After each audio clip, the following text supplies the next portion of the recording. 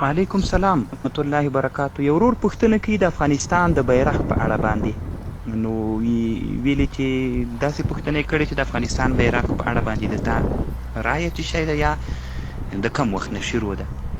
محترمه افغانستان چې کله د آریایانو زمانه و، هغه وخت کې افغانستان ډیر غټ افغانستان و، تر اقیانوس هند پورې او تر آمو پورې او تر اصفهان پورې لا هم وړاندې د افغانستان آریایي حدود ول. بیا د افغانستان خلکو بیرغ هم ډیر تر مخ پیژانده. علما کتابونو کې وایي کله چې په افغانستان باندې د آریایي زمانه کې رنګ د افغانستان د بیرغ د زردشتي، یعنی کله چې په افغانستان زردشتیان حاکم ول، نو یعنی د اسلام نه مخکې هلته د افغانستان بیرغ چې و هغه شین بیرغ و. د افغانستان بیرغ د زردشتیانو په زمانه کې شین بیرغ و. بیا اتم قرن میلادي کې کله چې ابو مسلم خراساني دلته په افغانستان حاکم و، په هغه وخت کې د افغانستان د بیرغ رنګ تور و. داسې متعدد حالات افغانستان په بیرغونو راغلي دي.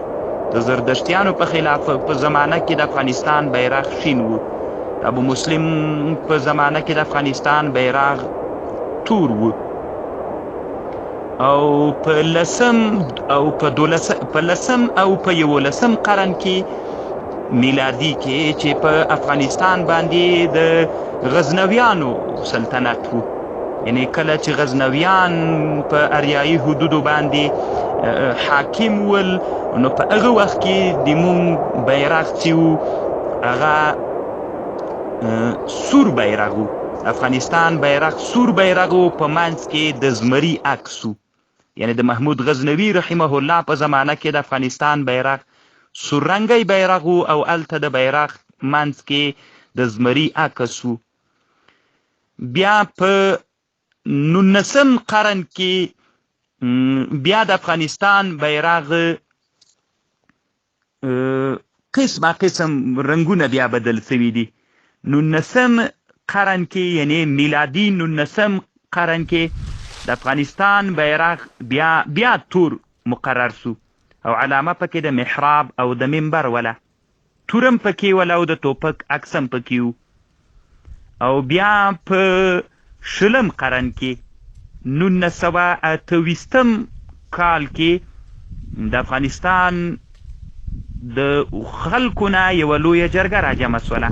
د افغانستان بیرغ تور، سور او شین، دغه درې رنګه بیرغ د افغانستان مقرر کړل سو او په منځ کې غر او لمر و.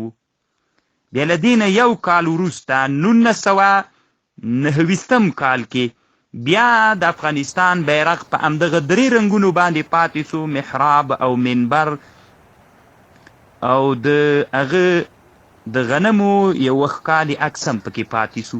دغه د افغانستان بیرغ هغه تاریخي اړخ ده. بیا محترمه کله کله داسې وي چې یو شی اصل لري، بنیاد لري، خو کله چې مثلا که یو تور بیرغ وي، عین د رسول الله د زمانې نه تور بیرغ و. رسول صلی الله علیه وسلم په زمانه کې به د دلګۍ مشرانو بیرغونه تور رنګ باندې ول او هغه چې دې ته رایه په عربۍ کې وایي، او هغه به چې و لیوا غټ بیرغ به چې و هغه به په سپین رنګ باندې و، په منځ کې به لا اله الا الله محمد رسول الله لیکلې وله. نو بیا که چیرته محترمه دغه تور بیرغ د یو چا سره و، دا د دې نښه نه ده چې دا په حقه باندې ده. ډېر کرت خلک وي تور بیرغ ورسره په ناحقه باندې وي، او که یو څوک راجیګ سي او هغه سپین بیرغ وګرځوي، نو دا هم د دې دلالت نه کوي چې دا د په حق باندې وي. ډېر کرته د دنیا په تاریخ کې موږ خلک لیدلی دي چې د اسلام بیرغونه ګرځوي او وي په ناحقه باندې. نو محترمه په علامه باندې سړی سل په سلو کې په حق کېدلی نسی. نو د افغانستان بیرغ چې ده، د ما صرف دغه یوه غوښتنه محترمه وه چې د افغانستان په بیرغ کې کلمه سته. نو ما مخکې ویلې که چیرته یو تور بیرغ وي او هغه د رسول الله زمانه کې، نو څوک دې نه وایي چې دا خلک په حق باندې دي، خامخا ځکه د رسول الله بیرغ ورسره ده.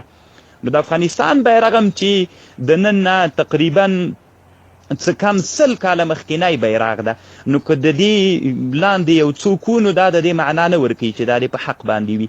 خو یوه غوښتنه چې په منځ کې کلمه لیکل سوې ده، نو دا د مسلمانانو یو لوی مقدسه کلمه ده، نو باید کم وخت کې چې د مسلمانان دغه کلمه راټیټوي راکته کوي، نو باید په بېعزتۍ باندې نه سي، ځکه کلمه پکې ده. دغه یوه غوښتنه مې محترمه ده په دغه خاطر باندې. الله پاک دې روغ جوړ لره وروره، الله دې ونازوه.